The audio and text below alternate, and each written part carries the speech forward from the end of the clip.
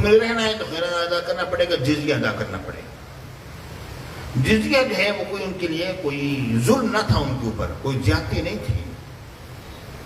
اس کی وجہ یہ ہے کہ مسلمان جو ہیں وہ زکوٰۃ ادا کیا کرتے ہیں، مسلمان زکوٰۃ ادا کیا کرتے تھے۔ ایک مسلمان کے پاس اگر پیسہ ہے اتنا جس پر زکوٰۃ واجب ہے، زکوٰۃ بھی ادا کرے گا، جتنا پیسہ بڑھتا چلا جائے گا اس سے قدر زکوٰۃ اس پر واجب ہوتی چلی جائے گی۔ اب یہ زکوٰۃ چاہے خود سے ادا کرتے ہیں، لیکن جو عشر جو ہے، جو زمین کی پیداوار ہے، وہ تو حکومت وصول کرے گی، حکومت لے گی، حکومت اپنے طور پر تقسیم کرے گی۔ ہاں 60 سال تک تم لوگ تقسیم کر سکتے ہو، اس کے علاوہ زیادہ ہوگی۔ 60 سال کا مطلب یہ ہے کہ ایک ساتھ 4 کلو کا ہوتا ہے۔ اب اندازہ کر لیے اتنی اگر تمہارا اگر عشر نکلتا ہے تو تمہارے ارد گرد کی زمین والوں کے لوگوں کا، مزاروں کا اور دیگر غریبوں کا حق ہے۔ ذمہ دار آدمی ہو، اللہ تعالیٰ نے عطا فرمایا ہے تو ٹھیک ہے، تم ارد گرد کے لوگوں کو بانٹ دو، تمہارے ہمسائے ہیں، دوست ہیں، احباب ہیں، ان کو بانٹ دو۔ لیکن اس سے بڑھے گا تو وہ حکومت لے گی۔ اب حکومت نے پوری حکومت کو سنبھالنا ہے، ہر طرف لوگوں کی دیکھ بھال کرنی ہے، مسلمانوں کو دینا ہے۔ میرے آقا نے فرمایا کہ زکوٰۃ تم لوگ اغنیاء سے اور تقسیم کر دو فقراء میں۔ یعنی مسلمان جو ہے ایک ہی وقت میں زکوٰۃ بھی دے رہا ہے اور عشر بھی دے رہا ہے، دو چیزیں، اور اس کے ساتھ زکوٰۃ بھی ادا ہو گئی، عشر بھی ادا ہو گیا۔ اب جب صدقہ فطر کا موقع ہے تو فطرانہ بھی ادا کر رہا ہے، اپنی طرف سے بھی اور اپنے تھوڑی اولاد کی طرف سے بھی۔ مسلمان جو ہے وہ بھی باقاعدہ طور پر حکومت کے ساتھ کھڑا ہے، ادا کر رہا ہے، غریبوں کو دیکھ بھال کر رہا ہے، دے رہا ہے، ادا کر رہا ہے، سلسلہ ہے۔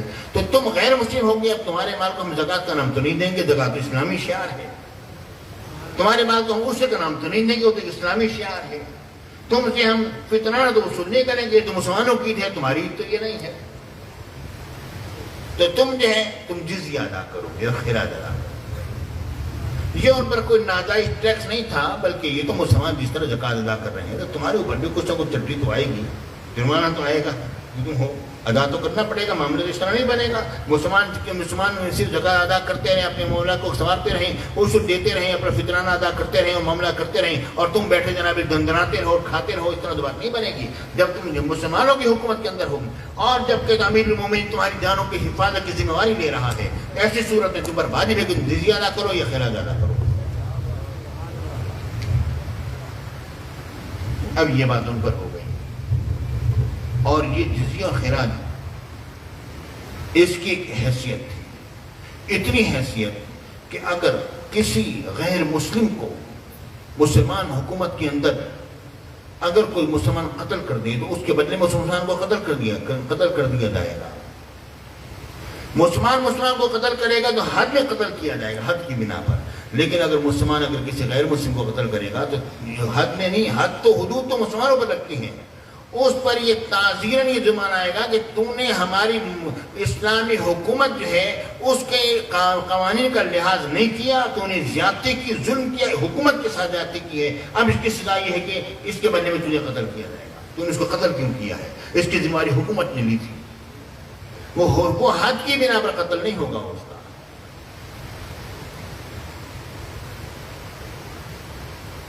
میرے ساتھیوں، اور اس لیے حضرت امیر المومنین عمر بن خطاب رضی اللہ تعالیٰ عنہ سلطنت جب پھیلتی چلی گئی، ایران تک نکل کے آنے لگی اور معاملہ کہاں سے کہاں پھیلنے لگے، تو آپ نے دیکھا کہ بعض جگہ ایسی ہیں جہاں پر غیر مسلم لوگ یا ایسے لوگ جو کہ دہشت گرد ہیں، وہ ہماری سلطنت میں گھس کے ہمارے لوگوں کو اذیت پہنچاتے ہیں، تکلیف دیتے ہیں۔ اب جن کے مال لوٹ لیتے ہیں، خسوف لیتے ہیں، وہ کون لوگ ہوتے ہیں؟ مسلمانوں کو ذرا ساتھ نہیں دے سکتے کیونکہ وہ غیر مسلم ہیں، مسلمانوں کی خاطر اپنی جان کو نہیں لڑا سکتے۔ مسلمان کے جو ہے وہ تو مسلمان کا بھائی ہے، ٹھیک ہے نا، وہ تو ایک عمارت کی مانند ہے، ایک جس طرح دوسری کو مضبوط کرتے ہیں، ایک دوسرے کو مضبوط کرتا ہے۔ اگر ایک مسلمان کو چھیڑو گے دوسرے مسلمان کھڑے ہو جائیں گے، مگر ایسی صورت ہے مسلمان اب کافروں کے حق میں تو کھڑا نہیں ہوگا نا، جو حکومت کا کام تھا۔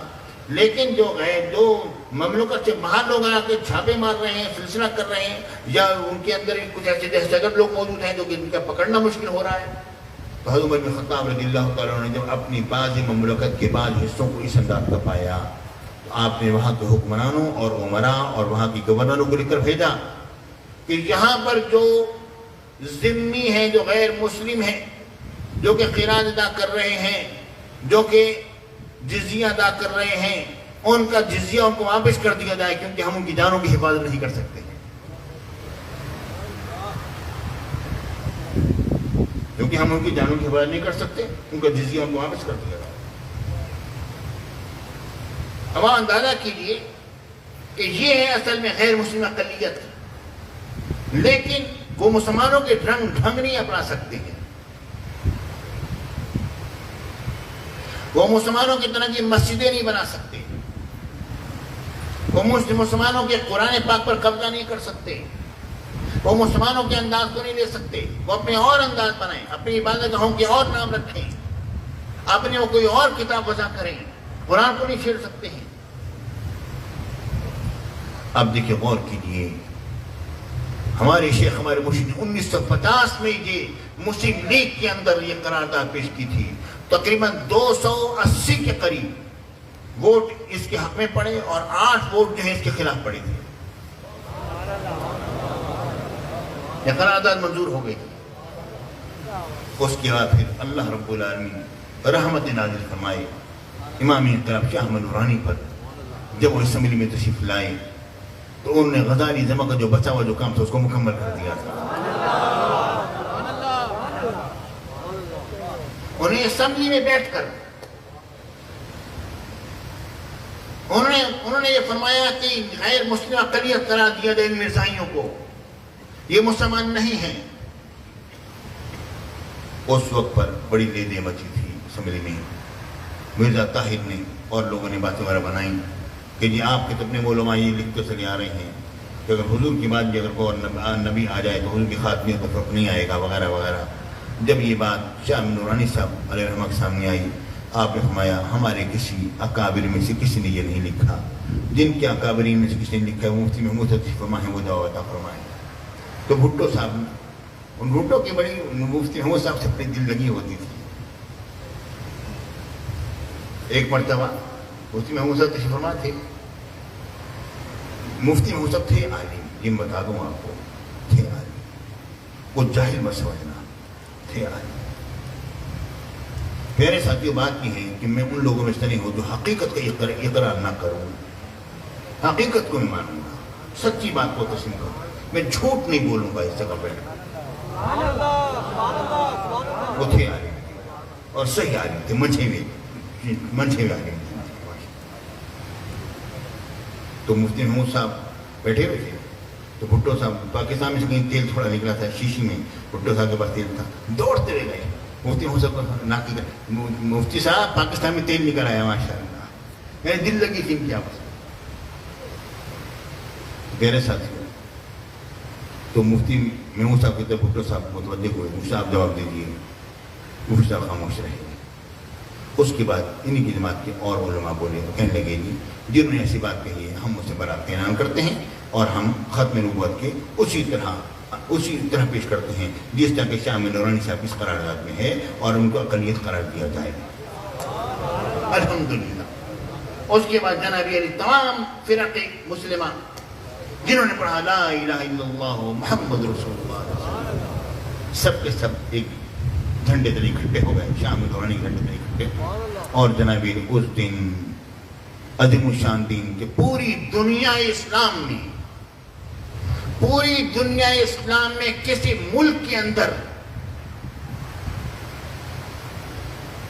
مرزائیوں کو غیر مسلم اقلیت قرار نہیں دیا گیا، صرف اور صرف پاکستان کی طرف۔ صرف ایک ملک پاکستان ہے، اس لیے اب یہ جگہ جگہ شور مچاتے پھرتے ہیں، یہ پاکستانی لوگ تو ہمیں مسلمان بھی نہیں سمجھتے۔ میرے ساتھیوں، اس بارے میں میری ایک بات غور سے سن لو۔ ان سے ہم پوچھنا چاہتے ہیں، ٹھیک ہے ہم نے تو تمہیں مسلمان نہیں سمجھا اور نہ سمجھیں گے، کیا تم ہمیں مسلمان سمجھتے ہو؟ تم بھی تو یہ کہتے ہو جو مرزا کا کلمہ نہیں پڑھتا، مرزا کو نبی نہیں مانتا، وہ مسلمان نہیں۔ اگر تم ہمیں مسلمان سمجھتے ہو پھر تم ہمارے مذہب میں داخل ہو جاؤ، کیونکہ ہمارے مذہب والا کافر تو نہیں ہے نا، مسلمان تو ہے، تو تھوڑی بہت ہی کمی آئے گی، وہ قیامت کی پوری ہو جائے گی، کوئی بات نہیں، تمہاری جو ہے ٹھیک ہے نا، تم ہمارے مسلک میں آ جاؤ تاکہ سلسلہ صحیح ہو جائے، سیدھا ہو جائے، انکار کر دے مرزا کا، کیونکہ مرزا کے انکار کرنے والے جو ہیں وہ جناب علی وہ تو نہیں ہے، وہ کافر تو نہیں ہے تمہاری نزدیک۔ اگر تم کہتے ہو نہیں، مرزا کا جس نے انکار کیا وہ مسلمان نہیں ہے، تو تم